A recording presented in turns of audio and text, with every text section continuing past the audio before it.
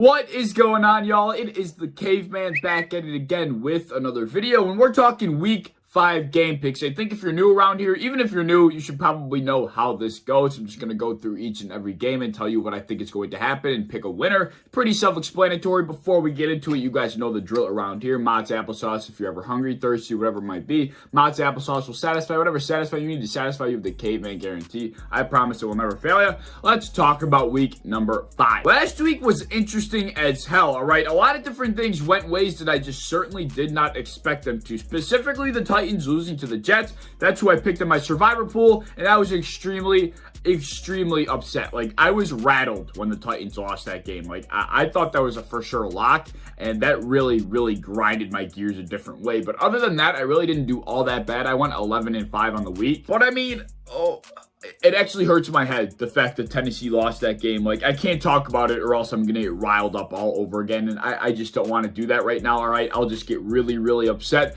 Anyway, I'm 44-20 on the year for my game picks, which is pretty damn good. Let me know how you're doing in your game picks. If you're doing them, keep me updated down in the comments below. Let's get into week number 5. Kicking off week number 5 with a potential game of the week candidate is the Los Angeles Rams travel to Seattle to take on the Seattle Seahawks for Thursday Night Football. This is going to be a pretty damn good game. Usually they just throw a couple of shit teams on Thursday night and call it a primetime game, but we actually have a good game on our hands here. The Rams are coming off of a divisional matchup against the Arizona Cardinals where they got smacked around. It was relatively shocking to see how that game went. The Seattle Seahawks, who are also coming off of a divisional matchup, took home a W over the San Francisco 49ers. So this game right here, another divisional matchup for both of these teams, has a lot at hand. I'm going to go with the Los Angeles Rams. I don't think Russell Wilson is going to be able to handle the Los Angeles Rams defense. I think Matthew Stafford's going to bounce back because he had a relatively rough game against the Cardinals, so I'm going to take the Rams here 10 out of 10 times, but it could go either way. This is going to be a really good one. Transitioning into Sunday afternoon, the first game on the 1 o'clock slate that we are going to talk about features the Atlanta Falcons hosting the New York Jets,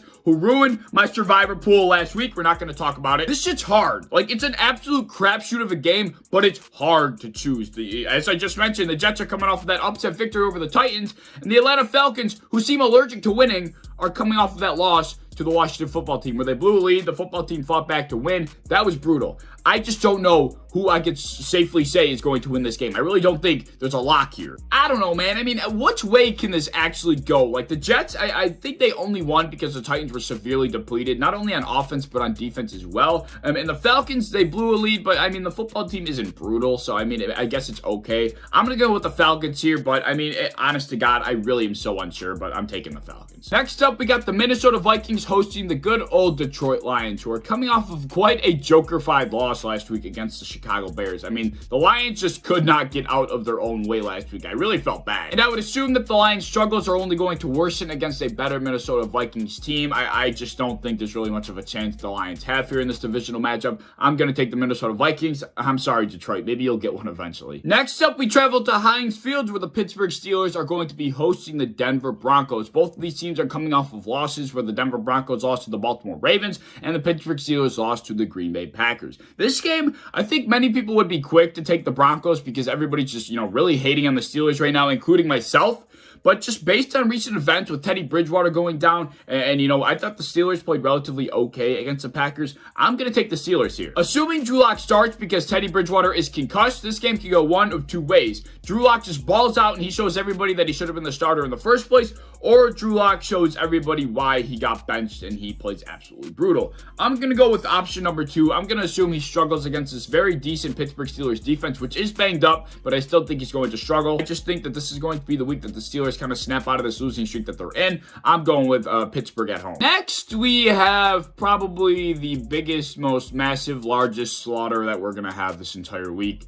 Tampa and Miami. Not really much to say here. Tampa will probably mutilate the Miami Dolphins, so yeah, that's pretty easy. Moving on, we got the Washington football team, who I mentioned earlier is coming off of that comeback victory over the Atlanta Falcons, going against the New Orleans Saints, who are coming off that upset loss to the New York Giants in overtime. And I don't really think that had much to do with the Saints sucking. I think it's just more to do with the fact that the Giants are actually starting to come along. Danny Dimes, with just a little bit of protection, actually is pretty damn good. Like, and some actual help at the running back position with Barkley back, he's actually good now. Like, let's give some credit to the Giants here. With that being said, I fully expect the Saints to want and try and bounce back, and I think they're going to put a beat down on the Washington football team. I think the Saints defense was stunned a little bit last week by the Giants offense. I think they're going to bounce back here. The football team, they've been struggling. Their defense is not what everybody thought it was going to be, and yeah, it's just going to be an easy W for the New Orleans Saints here. Next up, we got a little bit of an interesting one here. We got the red-hot Carolina Panthers, who just acquired Gilly Locke from the New England Patriots, going up against the Philadelphia Eagles in Carolina. Gilmore cannot play until week 7, so he's a non-factor up until then, but still, I mean, the Panthers, they're looking dangerous. I mean, they did get beat up on the Dallas Cowboys a little bit last week, but I mean, the Cowboys are for real. Like the Panthers are just, they're a new team that's trying to come along here. They're really talented, but they're still trying to figure things out. But I still think the Carolina Panthers and that Sam Darnold-led offense is not in the business of back-to-back losses. Even though the Philadelphia Eagles looked relatively decent last week, they were playing one of the worst defenses in the NFL. That's not going to be the case this time around. I'm going with the Panthers. Oh, for crying out loud. Next up, we got the Tennessee Titans being hosted by the Jacksonville Jaguars. And call me crazy, but I'm not touching the Tennessee Titans with a 10-foot pole, even against the Jacksonville Jaguars. And I promise you, I'm not picking the Jaguars out of spite. I do have a decent reason as to why I believe they take this game home. The Tennessee Titans, for one, are not healthy whatsoever. I don't care if A.J. Brown's back, Julio Jones is back. They're just not 100% healthy. Their offensive line has been struggling. And another big reason, the Jacksonville Jaguars looked good against the Cincinnati Bengals roster last week. Like, they took them down to the wire. The biggest reason why I just feel like the Jacksonville Jaguars take this one home is because of all the Urban Meyer stuff that's been going on, right? Yeah, it's a lot of drama. It's a lot of bullshit going on with Urban Meyer. I'm not sure what the guy's doing, but let's be honest here. A bunch of those kids on the Jacksonville Jaguars probably don't care that much about what Urban Meyer did. Like, I mean, it was probably a little weird to see their coach doing that. Inappropriate for a guy like Urban Meyer, you know, in the position he's in. But I just have a feeling that most of the guys on Jacksonville just don't really give a shit. They're just like, you know what, coach? Come to practice the next day. We'll have no issues. There was actually a video of the Jacksonville Jaguars mocking Urban Meyer by breaking huddle and saying grind because, you know, that's what was happening in that video. But nevertheless,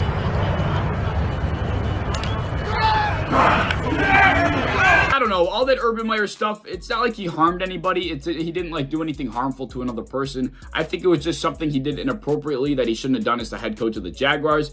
But at the end of the day, though, like, I don't think it's going to really affect the morale of the locker room. I think it almost will, like, bring them together in a funny fashion, if that makes sense. And I'm taking them here. Our final 1 o'clock game on Sunday afternoon features the Houston Texans hosting the New England Patriots. And I feel bad saying this because I think Davis Mills got screwed over kind of being in a bad situation. But as long as he's at quarterback, that offense is completely stagnant, and I don't see them winning a game going forward. The Patriots just hung around with a very good Tampa Bay Buccaneers roster, so I fully expect them to take this one home. Yeah, there's really not much else I could say about it other than Bill Belichick's son is just a complete ass weirdo. Like, the faces he was making on Monday Night Football or Sunday Night Football, was it? I mean, that dude is just whack. Moving into the 4 o'clock games, we have a bunch of good games here, right? We got the Las Vegas Raiders going up against the Chicago Bears. Justin Fields was named the permanent starter going forward. I'm surprised Matt Nagy finally used his brain. This is going to be a really good game, and people are quick to say that the Las Vegas Raiders are frauds because of the way they lost to the Chargers, but really, I don't think that was like a bad loss. The Chargers are a very good team, and the Raiders fought as much as they could after being down by 21. So I give them all the credit in the world. I think they're going to take this game against the Chicago Bears because I think the pass rush is going to be a lot to handle for Justin Fields. I just kind of feel bad for Justin Fields because now 2 out of his 3 starts are going to be up against some of the best pass rushes in the NFL, being the Cleveland Browns, now the Las Vegas Raiders.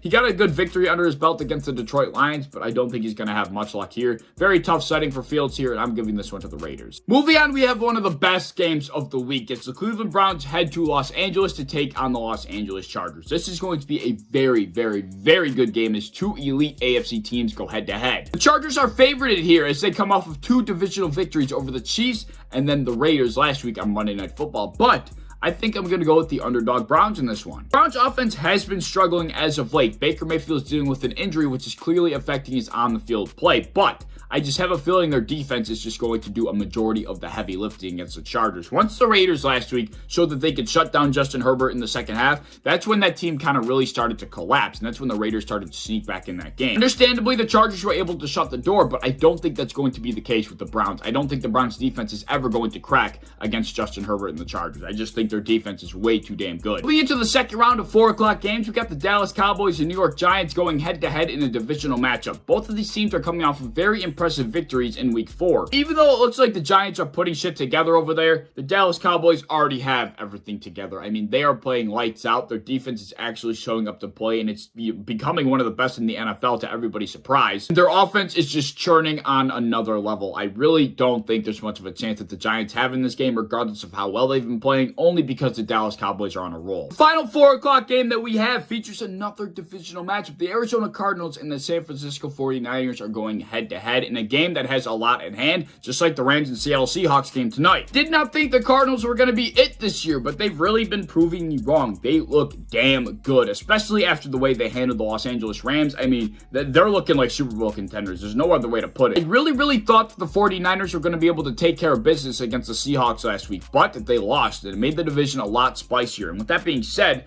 I don't think they have much of a chance against the Cardinals here. I think if they would have beaten the Seahawks, I'd be giving them a heavy chance in this game, but they didn't. So, I mean, the Cardinals are 3 times the team that the Seahawks are. I'm going with the Cardinals without a doubt. Now, remember when I continued to say potential game of the week candidate for all of those games before? Throw that out the window. This is the game of the week, ladies and gentlemen. Kansas City Chiefs, Buffalo Bills in Kansas City. Book the Buffalo Bills. They are taking this one home. I'm going to break it down in a video tomorrow, so I'm not going to get too much into it, but I'm telling you right now, the Buffalo Bills are winning that damn game. No bias involved. The Bills are taking it home. And finally, our last week 5 matchup, we got the Baltimore Ravens and Indianapolis Colts going head-to-head in an AFC showdown. This is going to be a pretty decent Monday night game. We have not been let down by many primetime matchups this year. Depending on which Baltimore Ravens team shows up, this game could go either way. I'm going to go with the Ravens here because I think their good team is going to show up, but if the team that played up against the Detroit Lions shows up, this game could easily go to the Colts. But yeah, those are my week 5 game picks. Let me know your picks down in the comment section below. Let me know how you're doing on the year if you're going through and doing game picks every week. I'm very interested to know. Leave any thoughts that you have down there. You guys know I love to communicate with you guys. But anyways, if you enjoyed the video, as always, please like, subscribe, do all the fun stuff. If you want to hit the bell to be notified when I upload, I'd appreciate that. And you want to go over to Twitter, follow me over there, I'd appreciate that as well. I'm a part of the built-in Buffalo content creation team. If you enjoy Buffalo Bills content, be sure to follow and subscribe to us on any social media you might have, and I hope to see you in the next one. Peace.